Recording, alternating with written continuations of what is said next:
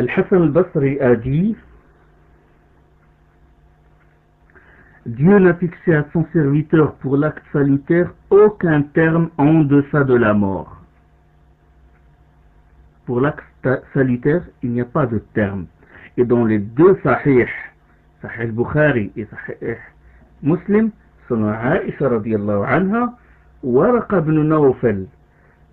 Waraqa ibn Nawfal, c'est une personne proche de Khadija radiyallahu anha. Elle parle de l'histoire, ça il s'agit de la première, du début de la mission du prophète sallallahu alayhi wa sallam. Quand Khadija radiyallahu anha, il a appelé Waraqa ibn Nawfal pour entendre ce qu'a dit le prophète sallallahu alayhi wa sallam. Et Waraqa, quand il a entendu le prophète sallallahu alayhi wa sallam au sujet de sa mission, au sujet de la première révélation, à savoir quand l'ange Jibril est venu le voir, il lui a dit: Li iqra bismi rabbika alladhi khalaq, lis au nom de ton Seigneur qui a créé. Donc le premier verset, Waraqa ibn Nawfal, quand il a entendu ce qu'a dit le prophète sallallahu alayhi wa sallam, il a dit: ah, si je restais vivant jusqu'à ce jour, je te prêterai main forte.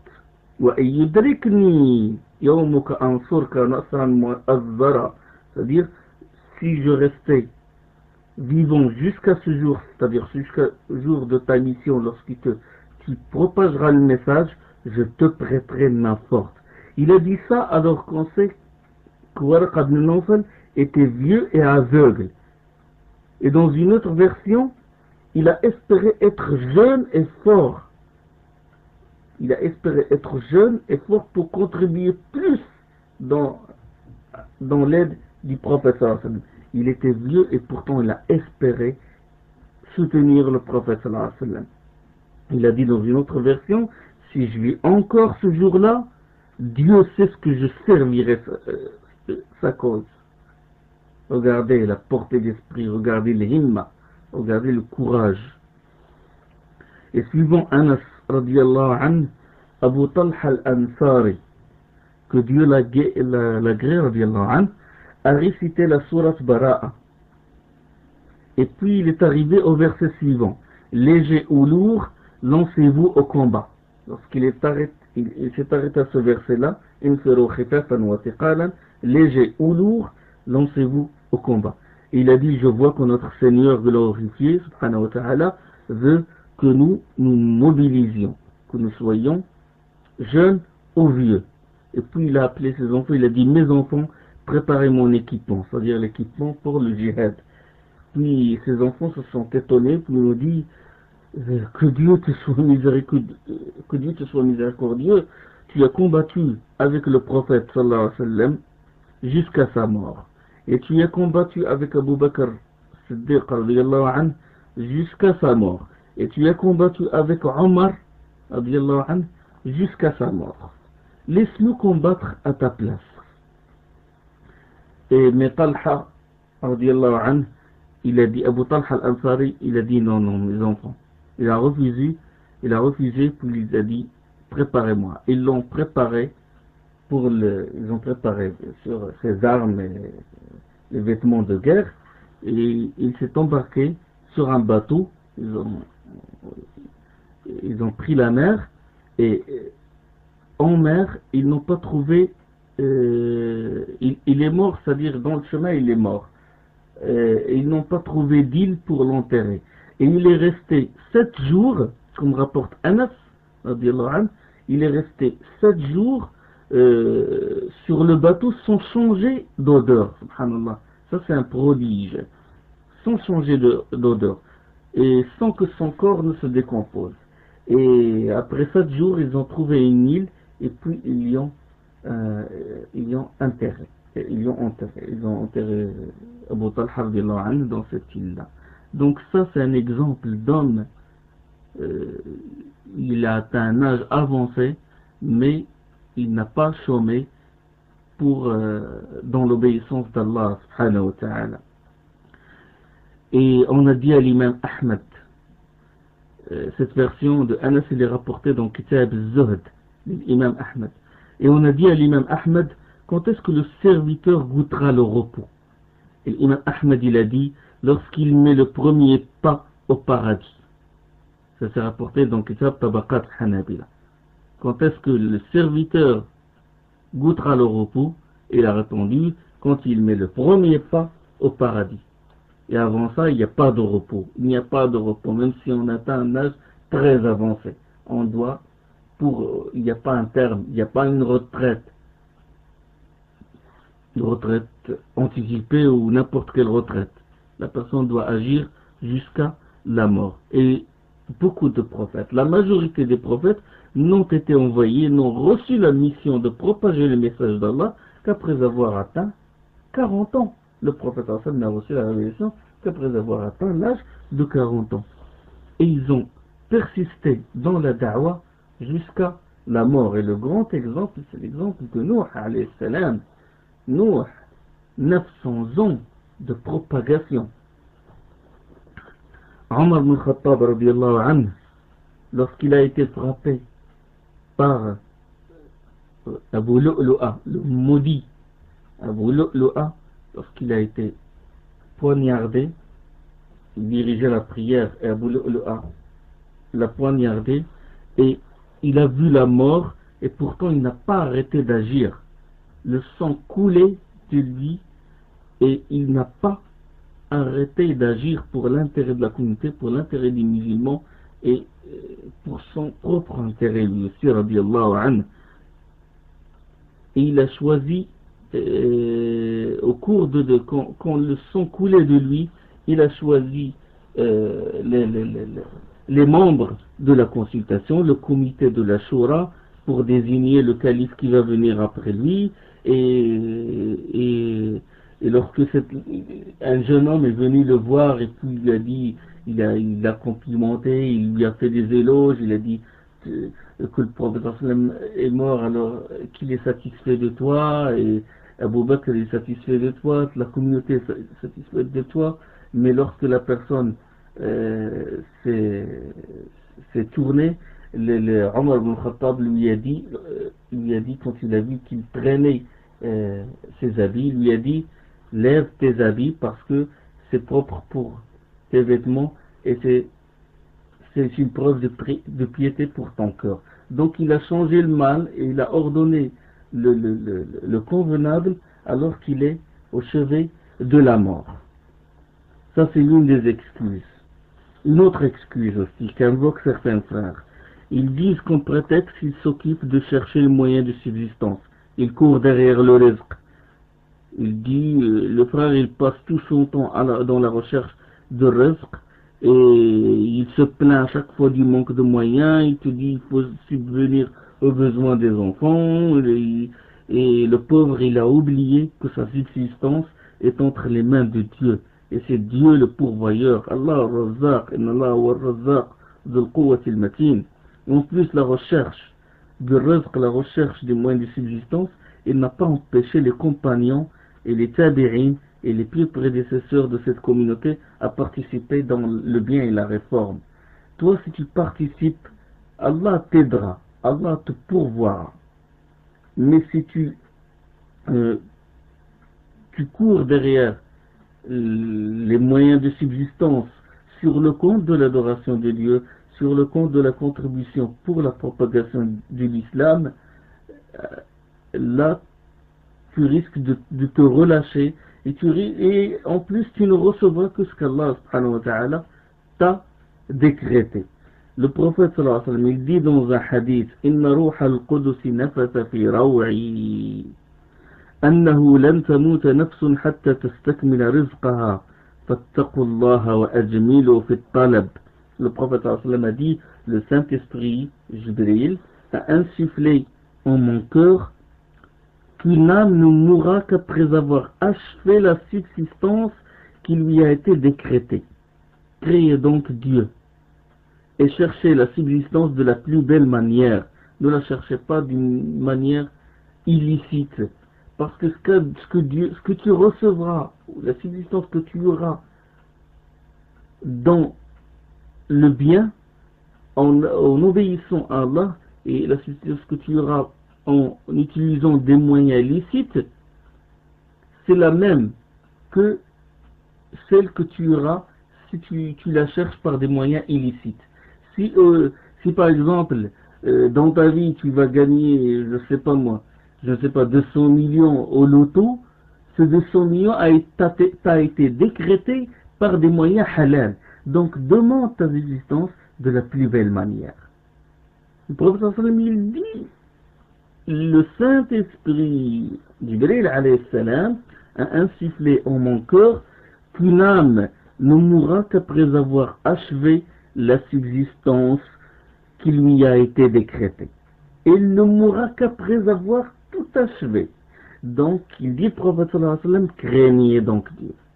Craignez donc Dieu. Qu'est-ce que ça veut dire craindre Dieu dans cette voie?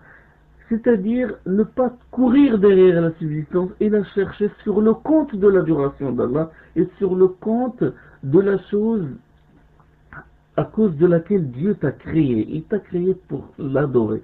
Il t'a créé pour soutenir sa religion.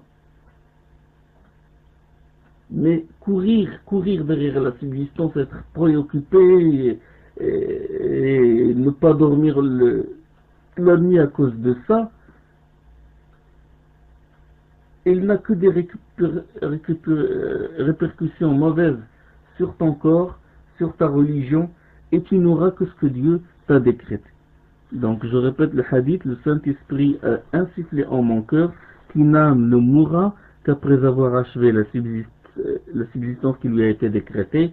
Craignez donc Dieu, cherchez la subsistance de la plus belle manière, et que la longue attente, voilà la suite du hadith, et que la longue attente de la subsistance ne vous pousse pas à le chercher par des moyens illicites. Voilà. Car ce qui est auprès de Dieu ne peut être obtenu que par son obéissance. ولا يحملنكم استبطاء الرزق أن تطلبوه بمعصية الله فإنما عند الله لا ينال بالحرام. Ce qui est auprès de Dieu ne peut être obtenu que par l'obéissance. Hadith rapporté par Ibn Majah, Ibn Hibban et par Abu Na'im et par d'autres rapporteurs. Donc, ça c'est un point très important.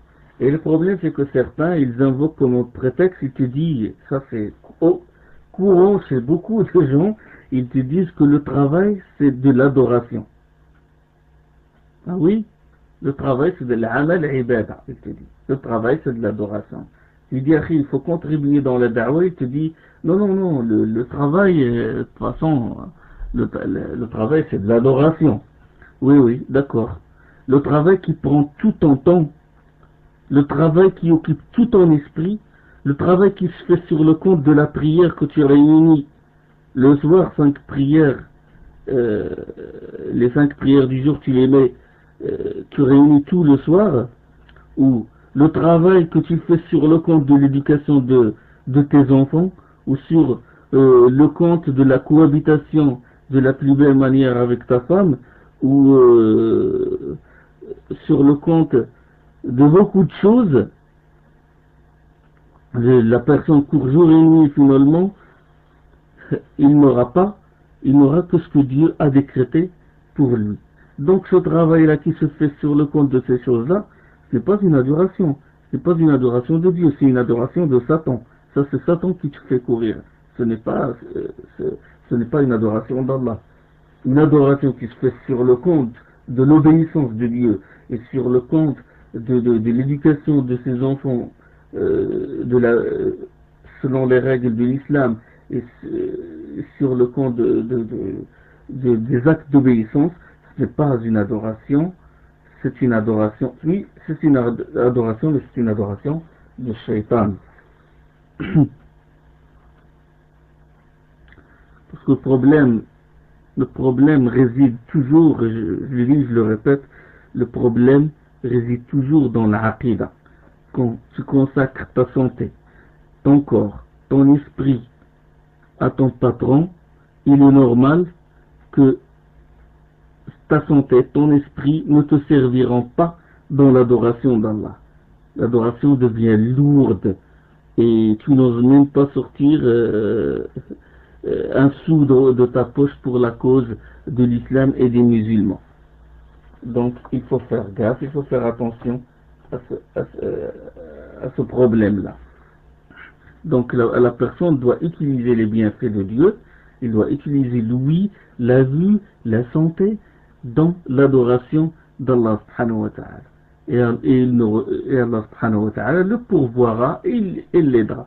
Puisqu'il a utilisé ses sens, il a utilisé son corps pour Allah, Allah subhanahu wa ta'ala va lui faciliter le risque. Et ça, on le voit quand une personne s'accroche à la religion et il fait confiance à Allah subhanahu wa ta'ala, il vit une bonne vie. Contrairement à l'autre, il court jour et nuit et il ne recevra que ce qu'Allah lui a décrété. Si Allah lui a décrété peu, même avec beaucoup de moyens, même avec beaucoup d'efforts, il ne recevra de toute façon que ce qu'Allah lui a décrété. Allah subhanahu wa ta'ala yaqul, il dit, en ces maisons, fi buyut, en ces maisons que Dieu a permis d'élever et qui soit rappelé son nom, en ces maisons que Dieu a permis d'élever et qui soit rappelé son nom, là, célèbre sa transcendance, célèbre sa transcendance du matin au crépuscule, des hommes que nulle affaire, nul commerce ne distrait du rappel de Dieu, de l'accomplissement de la prière, du versement de la zakat, et qui redoutent le jour où se révulseront les regards et les cœurs. C'est ce que dit Allah dans Surat An-Nur, fi buyutin azina Allahu an turfa'a wa yuzkara fiha ismuh, en ces maisons que Dieu a permis d'élever et qui soit rappelé son nom. Wa yuzkara fiha ismuh. Là célébreront sa transcendance et sabbihu lahu fil ghuduwi wal asal, sa transcendance du matin au crépuscule des hommes. C'est des vrais hommes. Qui sont ces hommes-là?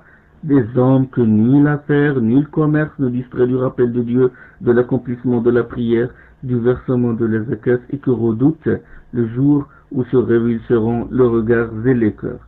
Est-ce que nous sommes comme ces gens-là? Est-ce que nous sommes vraiment des hommes que nulle affaire, nul commerce, ne nous détourne du rappel d'Allah subhanahu wa ta'ala, de l'accomplissement de la prière et du versement des zakat?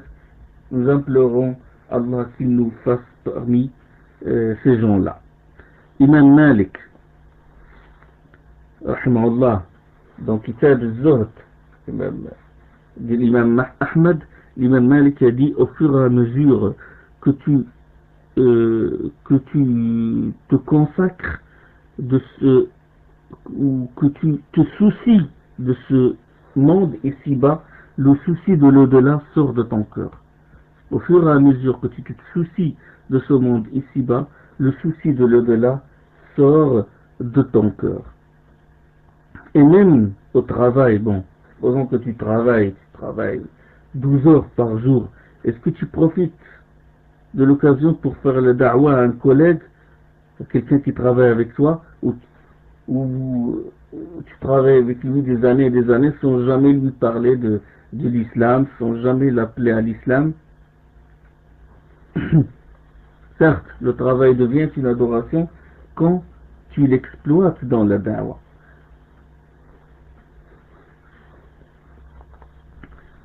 Une autre personne dira, d'autres personnes, ils invoquent comme prétexte, ils te disent, écoutez, le train m'a devancé, les moyens se sont renouvelés, le temps a changé, je ne réussis pas à faire les choses convenablement, et maintenant, il te dit, dans ces circonstances, les choses m'ont dépassé, je ne peux pas suivre le fil des choses, et le problème c'est que ça c'est dû au manque de responsabilité, et à l'insouciance, et à l'indifférence, et à l'insensibilité. Malik ibn Dinar a dit, les poitrines des croyants brûlent d'envie de faire les actes salutaires. Et les poitrines des pervers brûlent d'envie de faire les actes pervers. Et Allah subhanahu wa ta'ala, Allah le Très-Haut, regarde les choses qui vous préoccupent. Ayez donc soin de bien voir vos préoccupations. Donc, c'est les choses, Allah subhanahu wa ta'ala, il voit ce qui est dans nos cœurs, il voit les choses que nous voulons faire. Donc, la personne, le musulman, il brûle d'envie toujours de faire des actes salutaires. Il veut toujours contribuer, peu importe l'époque. Comme prétexte aussi, certains utilisent, écoutez, bon, il faut laisser la place aux autres, il faut laisser la place aux jeunes. Et ça, c'est une excuse très répandue. C'est comme si ce domaine connaît une grande affluence. Quand il lui dit, il faut contribuer, il dit, écoutez, il faut laisser la place aux jeunes maintenant, la nouvelle génération, ils peuvent faire mieux que nous. Alors, c'est comme je dis, comme si ce domaine il connaît une grande influence. Si au moins ce frère a laissé la place aux autres dans la recherche des moyens de subsistance, dans la recherche d'un poste de travail, alors on sait que dans la recherche il y a des peu de gens, il y a une grande influence des gens qui attendent avec impatience un poste libre. Pourquoi il ne laisse pas la place? Pourquoi il ne cède pas la place à ses frères? Il dit il faut laisser la place aux autres. Dans le travail, non, il le fait, mais dans la da'wa, qui est la grande mission, ou dans la contribution pour la propagation de l'islam, non, il dit écoutez, il faut laisser la place des autres. On sait que dans ce domaine-là, le terrain est vide. Allah subhanahu wa ta'ala, il dit وَفِي ذَلِكَ فَلْيَتَنَافَسِ الْمُتَنَافِسُونَ. C'est-à-dire, c'est dans les bonnes œuvres que doivent rivaliser les gens. Il dit, on leur donne à boire d'un nectar scellé, l'arôme en est le musc, et puis à la fin de ce verset, il dit, et que pour cela, c'est-à-dire pour jouir du paradis, du nectar scellé, de l'arôme, il dit, et que pour cela, les rivaux rivalisent. Et il dit, Allah subhanahu wa ta'ala, il dit, faites assaut en vue d'obtenir de votre Seigneur un pardon, un jardin à l'échelle des cieux et de la terre, déjà prêt pour ceux qui se prémunissent. Il dit ça dans Surat Al-Imran. Et il dit, subhanahu wa ta'ala, en décrivant les croyants, il dit, ceux-là se précipitent vers les bonnes œuvres et sont les premiers à les accomplir. Surat 23. Ceux-là, c'est comme ça que doit être un musulman. Il doit se précipiter vers les bonnes œuvres. Il doit faire à son envie d'obtenir de son Seigneur le pardon. Et il doit rivaliser. Dans ça, il doit rivaliser. Dans les bonnes œuvres, dans les adorations d'Allah, dans la propagation de l'islam, dans la contribution à l'islam qu'il doit œuvrer. Omar radiallahu anhu, on sait que dans la sira de Omar, il essayait constamment de devancer Abu Bakr Siddiq radiallahu anhu dans les bonnes œuvres. Et Cheikh l'Islam ibn Taymiyyah rahimahullah, il dit sa communauté, ça veut dire la communauté du prophète dans son ensemble prend sa place dans la da'wa vers Allah, dans la propagation. La communauté de Muhammad de notre prophète, il prend la place du prophète dans la propagation de l'islam. Et il dit c'est pour cela que son consensus est une preuve péremptoire. Il dit c'est pour cela que le consensus, les ijma', le consensus de la communauté est une preuve solide, est une preuve péremptoire. Et il dit sa communauté ne saurait se réunir autour d'un égarement. Et lorsqu'ils sont en désaccord sur une question, il la défère à Dieu et à son messager. Donc toute sa communauté prend la place du prophète dans la propagation de l'islam. Et il continue, il dit, chaque individu de la communauté doit s'acquitter de la part de la da'wa dont il est capable si quelqu'un d'autre ne s'en acquitte pas. Obliger personne, quand il a des compétences de propager, mais qu'il ne le fait pas, c'est qu'il encourt la colère d'Allah subhanahu wa ta'ala. Comme excuse aussi, certains qui disent oui, je veux travailler avec la jama'a, je veux vous aider, je veux contribuer, mais je n'ai pas de plan, je n'ai pas de programme. Ils sont parents savants et au mashayikh et shuyukh, beaucoup font ça. Ils disent non, j'ai pas de programme, je ne sais pas, je n'ai pas de plan vraiment. Et il dit c'est les savants ils font rien, et les savants ils néglige les choses, il s'en prend à eux, il attend tout d'eux. Il vide tout son répertoire de reproches sur les savants. Et il ne pense pas, il ne peut pas faire un programme dans son petit cercle où il vit ou dans son travail. Il attend que le programme pour qu'on lui présente sur un plat. Ça c'est l'une des excuses. Il ne pense pas, il ne pense pas que, il réfléchit pas, il ne fait pas de programme dans sa tête où il vide son répertoire sur les grands savants. Mais le problème, c'est que lorsqu'il veut construire une maison, il fait 1000 programmes. Là, lorsqu'il veut passer ses vacances ailleurs, dans une ville, où il met le programme, il planifie les choses, il a son calendrier bien arrangé, le lundi ce qu'il va faire, le mardi. Alors pour les choses de la vie, il fait 1000 programmes. Mais lorsqu'il s'agit de la da'wa, de la propagation de l'islam, je n'ai pas de plan dans la tête, il ne fait même pas l'effort.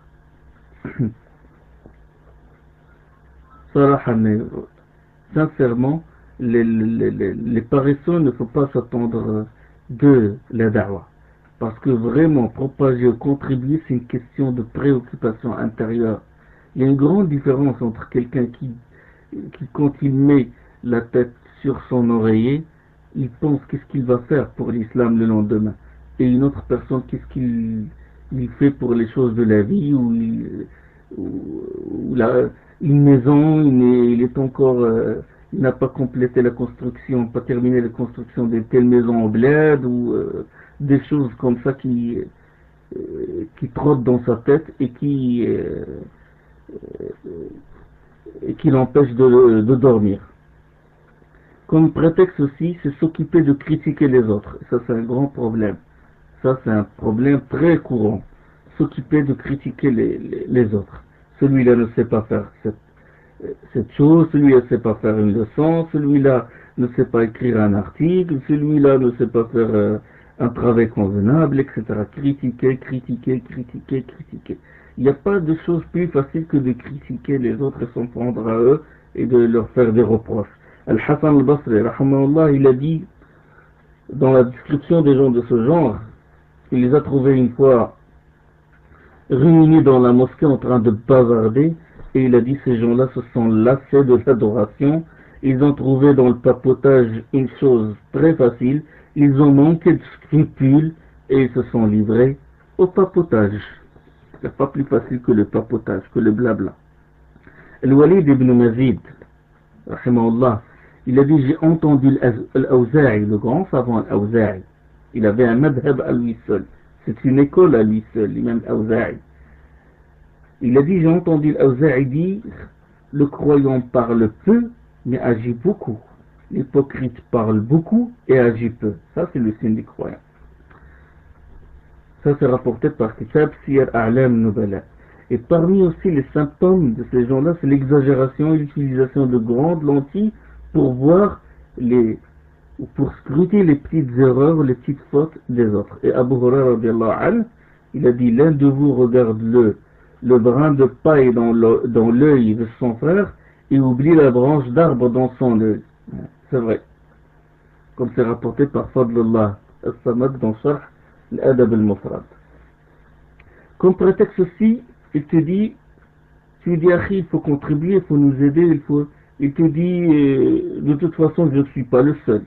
Regarde telle personne, il a plus d'argent que moi, plus de connaissances que moi, et pourtant il ne contribue pas dans la propagation de l'islam. Il ne fait rien pour le soutien des opprimés. Et il énumère un bon nombre d'entre eux. C'est comme la da'wa se réduit à ces gens-là.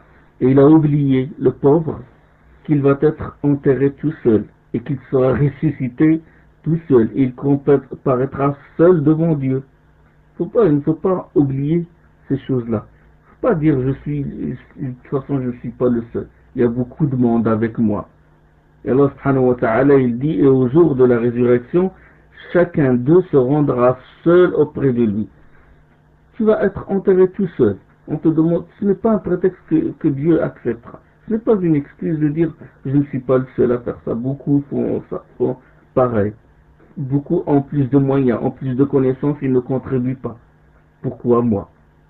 Et Allah subhanahu wa ta'ala il dit, parce que ces gens ils font cette analogie, il dit quand le mal se répand, quand beaucoup de gens sont touchés, ben, on n'est pas les seuls, on se sent tranquillisé du moment que les autres partagent avec nous le malheur. Mais Allah subhanahu wa ta'ala il dit, il dément ce prétexte-là et il dit ce jour-là, le jour de la résurrection, les choses seront différentes. Il dit Allah subhanahu dans Surat Ar-Rum, ce jour-là ne peut servir aux iniques aucune de leurs excuses. Et il dit, subhanahu wa ta'ala, de rien ne vous servira en ce jour, quand vous fûtes inique d'être conjoint dans le châtiment. وَلَنْ يَنْفَعَكُمُ الْيَوْمَ إِذْ ظَلَمْتُمْ أَنَّكُمْ فِي الْعَذَابِ مُشْتَرِكُونَ. De rien ne vous servira en ce jour, quand vous fûtes inique, quand vous fûtes injuste, d'être conjoint dans le châtiment. C'est-à-dire d'être ensemble en groupe, ça ne va pas vous servir. Vous ne serez pas tranquillisé, ça ne vous apaisera pas le fait que vous soyez ensemble dans le châtiment. Qu'Allah nous préserve du châtiment d'Allah. Ce verset, il est dans Surat Az-Zukhruf. Ibrahim al-Harbi, rahimahullah, il a dit à propos de l'imam Ahmed, il a dit, je l'ai accompagné 20 années, hiver et été, quand il fait chaud et quand il fait froid, jour et nuit. Jour et nuit. Et il ne fait que progresser jour après jour. Ça s'est rapporté dans Kitab az-Zuhd. Hamad ibn Salama, rahimahullah, il a dit, il n'y a pas d'heure d'adoration de Dieu qui passe sans que nous voyions Sulayman at-Taymi, ça c'est le pieux prédécesseur que nous devons prendre comme modèle. Il dit, il n'y a pas d'heure d'adoration de Dieu qui passe sans que nous voyions Sulayman at-Taymi adorer Dieu. Si c'est à l'heure de la prière, nous le voyons prier. Si ce n'est pas à l'heure de la prière, il est soit en état de pureté ou d'eau, ou en train de visiter un malade, ou suivre un cortège funèbre, ou assis dans la mosquée. Nous voyons, il dit voilà, nous voyons qu'il ne sait pas désobéir à Dieu. La yuhsinu an ya'si. Nous voyons qu'il ne sait pas désobéir, à Dieu. Ça c'est rapporté dans Hilyat al-Awliya, Siyar A'lam Nubala, et aussi dans Siyar A'lam Nubala. Jarir ibn Abdullah al-Hamid a dit, il n'y a pas une heure qui passe sans que nous voyons Sulayman at-Taymi nous donne quelque chose en aumône, sinon il fait 2 rak'at. Regardez ces gens, subhanallah. Comme prétexte aussi, il y a des gens qui sont sensibles aux critiques, sont très sensibles aux critiques, aux reproches. Certains ne veulent pas qu'on leur fasse des reproches ou qu'on leur demande des comptes ou qu'on les critique. Quand ils sont confrontés à cela, soit ils éprouvent un sentiment d'abattement, ils se disent qu'ils ne savent rien, qu'ils ne savent pas bien faire les choses, soit qu'ils pensent qu'ils ont atteint un degré au-dessus de la critique. Et ils s'étonnent comment telle personne les critique. Et ces gens-là, ils tombent des fois dans le relâchement. Il y a certains da'iyas, certains propagateurs de foi. Bon, ils font les leçons, ils font la da'wa, mais quand les gens les critiquent, ils tombent dans l'abattement, ils disent oh là là, je ne sais rien, voilà cette personne, je suis tombé dans telle erreur, et ils tombent dans le relâchement. Ils sont très sensibles aux critiques. Et où sont ces gens de Omar, radiyallahu anhu, qui il a dit à ce sujet, il a dit que Dieu accorde sa miséricorde à quiconque m'a fait présent de mes défauts. Subhanallah, quand on l'énumère ses défauts, c'est un présent qu'on lui donne. C'est-à-dire qu'on lui dit, voilà, tu as fait telle erreur, tu as un tel défaut, pour qu'il se corrige. Il dit que Dieu accorde sa miséricorde à quiconque m'a fait présent de mes défauts. Il considère que lui montrer ses défauts, c'est un présent qu'on lui offre. Et où en sont-ils aussi de Omar ibn Abdel Aziz, rahimahullah, qui a dit, le calife bien guidé, le calife abbasside, et le grand savant, l'imam Qurayshid, le grand Omar ibn Abdel Aziz, il a dit à son affranchi Muzahim, il a dit les gouverneurs ont désigné des agents pour avoir le commun des gens à l'œil, pour scruter ou surveiller le commun des gens. Il a dit les gouverneurs ont désigné des agents pour avoir le commun des gens à l'œil, le peuple à l'œil. Et moi je te désigne comme mon œil sur ma personne. Si tu m'entends dire quelque chose que tu n'admets pas, ou un acte qui te déplaît, conseille-moi, avertis-moi. Regarde ce que dit Ibn Abdel Aziz, radiyallahu anhu. Et Bilal ibn Sa'd a dit à son compagnon, on m'a dit, ça c'est l'un des plus prédécesseurs, il lui a dit, on m'a dit que le croyant est le miroir de son frère. Est-ce qu'il y a quelque chose qui te déplaît en moi? Voilà. Il ne faut pas être sensible aux critiques. Tout le monde commet des erreurs. Et cela ne doit pas t'empêcher de propager et de contribuer à l'islam. Tout le monde fait des erreurs et tout le monde subit les critiques. Mais il faut se maintenir sur le chemin et voir loin. C'est que le but c'est l'agrément d'Allah subhanahu wa ta'ala, et on est en perpétuelle correction, on se corrige tout le temps. Maïmoun ibn Mahran, il a dit, dites-moi en face ce qui me déplaît, car l'homme n'est de bon conseil pour son frère que quand il lui dit en face ce qui le déplaît. Certaines personnes aussi, ils tombent comme des mouches du moment qu'on n'évoque pas leurs œuvres, qu'on ne les loue pas, qu'on ne leur fait pas des éloges. C'est comme s'ils font ça pour les gens. Ils travaillent pour les gens et non pas pour Allah subhanahu wa ta'ala. Par exemple, il te dit, il n'y a personne qui estime mes efforts, il n'y a personne qui met les gens à leur place, il n'y a personne qui met les gens au rang qu'ils méritent. Les gens n'estiment plus le travail. Il t'invoque ce prétexte-là. Al-Rabi' ibn Khaytham, radiyallahu anhu, a raison de dire toute chose par laquelle on ne cherche pas le visage de Dieu régressera. Quand tu œuvres, quand tu contribues, il ne faut pas le faire pour les gens. Il faut le faire pour Allah subhanahu wa ta'ala. Allah subhanahu wa ta'ala yaqul, Dieu le Très-Haut dit, nous ne vous nourrissons que pour l'amour de Dieu. Nous n'attendons de vous ni récompense ni gratitude. Donc il dit sur ces gens-là, sur les serviteurs du miséricordieux, quand ils œuvrent, ils disent, quand ils nourrissent les gens, ils disent, nous ne vous nourrissons que pour l'amour de Dieu et nous n'attendons de vous récompense ni gratitude. Comme il dit dans Surat Al-Insan, l'homme.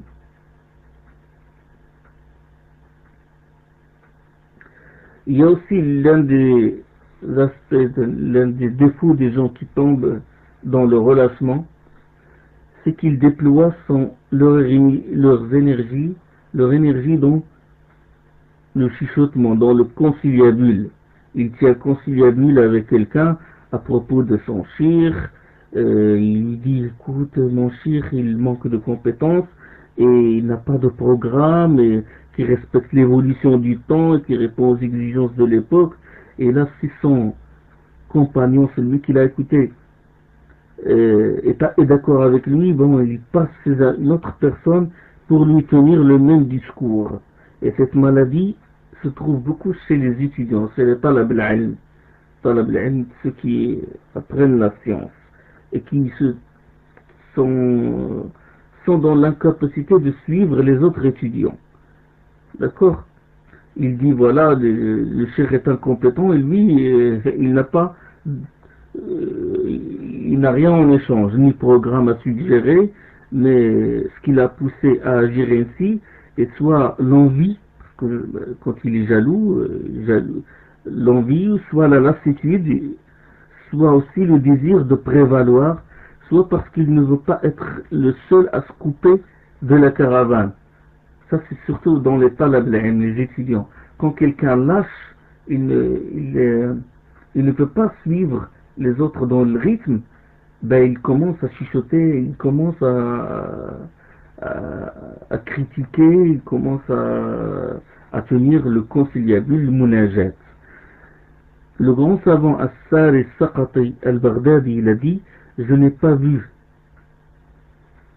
Ce grand salaf, il dit, je n'ai pas vu de choses qui rend vaines les actions, corrompt les cœurs, hâte la perdition du serviteur, pérennise le chagrin, rapproche de l'abomination de Dieu, fait désirer l'ostentation, l'infatuation de soi-même, le pouvoir, l'infatuation de soi-même, le pouvoir, pire que le manque de connaissance de soi et le souci d'épier les défauts des autres. Il dit, je n'ai pas vu de choses plus graves que ça, plus graves, de choses qui rendent vaines les actions, qui corrompent les cœurs, qui hâtent la perdition du serviteur, qui pérennisent le chagrin, rapproche de l'abomination de Dieu, fait désirer l'ostentation, l'infatuation de soi-même et le pouvoir, pire que le manque de connaissance de soi et le souci d'épier les défauts des autres. Ibn al-Qayyim a dit, parmi les règles de la loi et de la sagesse, il y a le fait que celui dont les bonnes œuvres sont multiples et très importantes, celui qui, dont l'islam a un effet considérable, il faut supporter ce qui vient de lui, ce qu'on ne saurait supporter d'autrui. Il faut lui pardonner ce qu'on ne pardonne pas aux autres, car le péché est une impureté. Et une eau qui atteint la contenance de grandes cruches ne peut être souillée par quelque impureté. Voilà. Ça, c'est une parole de sagesse d'Ibn al-Qayyim. Il dit, quand quelqu'un a un grand savant, il faut lui pardonner ce qu'on ne saurait pardonner à autrui. Parce que lui, il œuvre tous les jours. Donc, il risque de tomber dans l'erreur d'un moment à l'autre. Et il a dit un exemple, ça c'est, subhanallah, comment le grand savoir et l'intelligence, il déduit ça du hadith qui a un rapport avec les ablutions, un rapport avec le statut des eaux, c'est-à-dire qui concerne la jurisprudence. Et il dit, une eau, le péché est une impureté. Et une eau qui atteint la contenance de 2 grandes cruches, c'est un hadith. Donc la famille dit, l'eau qui a la contenance de 2 grandes cruches ne saurait porter de l'impureté. Et il dit, Ibn Qayyim dit, une eau qui atteint la contenance de 2 grandes cruches ne peut être souillée par quelque impureté. Donc c'est une grande quantité, donc une petite impureté ne va pas la souiller, contrairement à une petite contenance d'eau. Donc c'est normal qu'il va être souillé du moment qu'une simple impureté tombe dedans. De même le savon. Le savon, il a donné, il a contribué, il a beaucoup donné à la communauté, il a beaucoup d'œuvres salutaires, il a beaucoup de hasanat, donc une simple impureté ne va pas souiller ces hasanat-là. Donc il faut reconnaître ce point-là, et on continue, Inch'Allah, prochainement. Subhanakallahumma bihamdik, ashhadu an la ilaha illa ant, astaghfiruka wa atubu ilayk.